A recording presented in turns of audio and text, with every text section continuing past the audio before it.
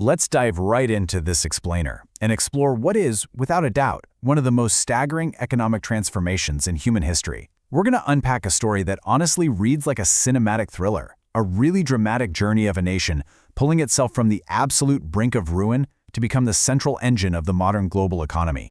Think about the sheer scale of bridging this impossible gap. We're talking about a devastated, isolated nation where families owned practically nothing, completely transforming into the second largest economy on the planet. How did that even happen? What were the decisions, the missteps, and the triumphs that actually built this modern superpower? Let's trace the story chronologically, starting right at the very bottom.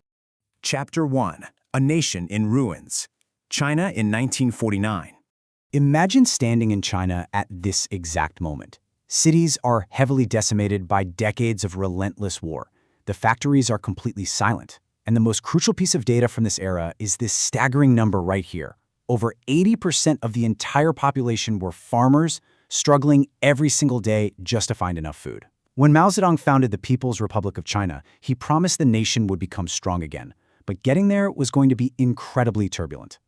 The next few decades under the new government were marked by intense, massive experimentation. The leadership firmly believed that private businesses created inequality, so they decided to embark on a completely radical economic pivot. Mao's grand experiment basically involved the government taking ownership of almost everything. Factories, banks, railroads, farms, you name it, they centralized it. Millions of farmers were forced into these giant collective farms. But here's the catch. When you move from private ownership to total government control, you eliminate competition. Without personal incentives, people simply don't have a reason to work as hard, right? The direct, tragic result was that productivity just plummeted. The dramatic tension really peaks in 1958 with the Great Leap Forward. The dream was to turn an agricultural society into an industrial giant overnight. People were ordered to build backyard steel furnaces, literally forcing farmers to leave their fields to melt metal. So crops are left unharvested, the government is collecting too much grain based on exaggerated reports, and the food supply just vanishes. This triggered a devastating famine where millions perished. Agriculture collapsed entirely, and the country actually became poorer. So as we roll into the 1960s and 70s, there's this stark, glaring contrast globally. While neighboring countries like Japan and South Korea are rapidly industrializing, booming in global trade, and getting wealthy, China remains totally isolated. Foreign companies stayed far away, technology completely stagnated, and for most families, owning a basic bicycle was the absolute pinnacle of wealth. They were falling dangerously behind. Chapter 2, The Pragmatic Turning Point, 1978.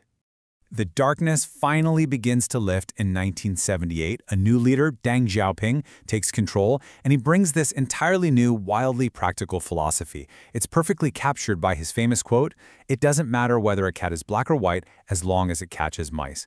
This was a massive pivot. For Deng, ideology didn't matter anymore. The only question was, what actually works? Results, poverty reduction, and pure economic survival suddenly mattered more than strict adherence to past rules.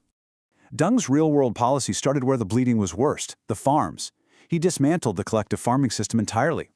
Families were given their own plots of land and, crucially, allowed to sell any extra food they grew for profit.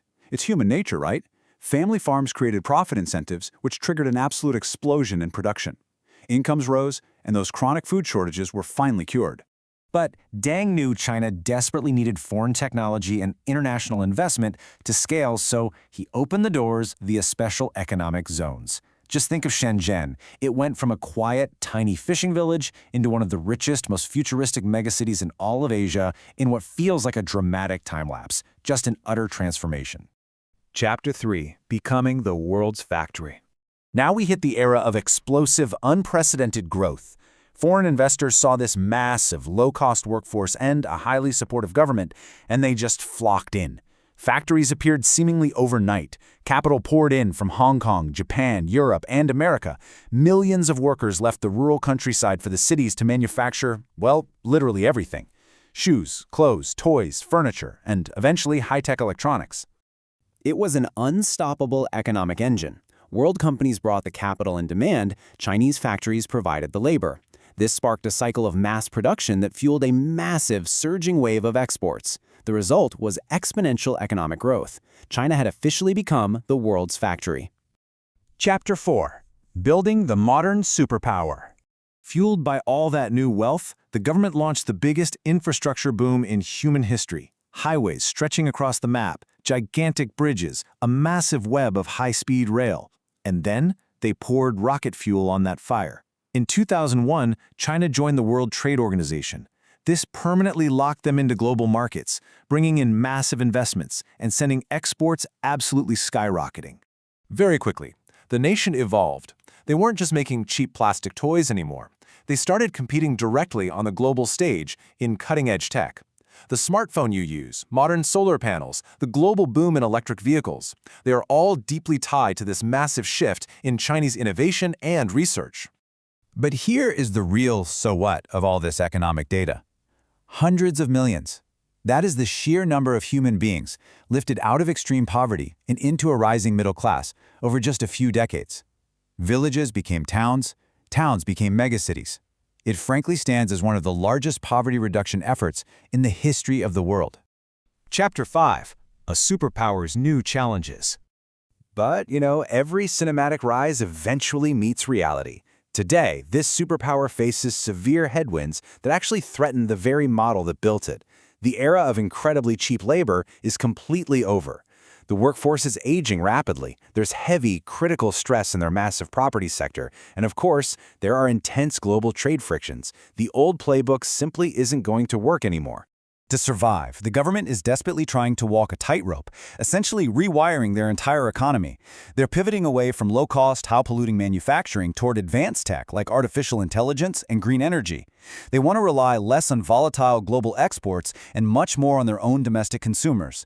It is a massive, highly complex transition. Taking a step back and looking at the scope of this whole explainer, starting in 1949 with broken roads and silent factories, to today's landscape of high-speed rail and futuristic megacities, it's truly breathtaking. It's a testament to massive reform, global integration, and above all, the relentless daily grind of hundreds of millions of people. But history is still being written, right?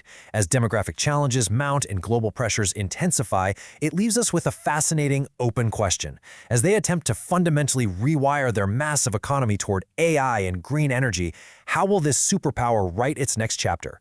Can they actually pull off this incredibly difficult transition?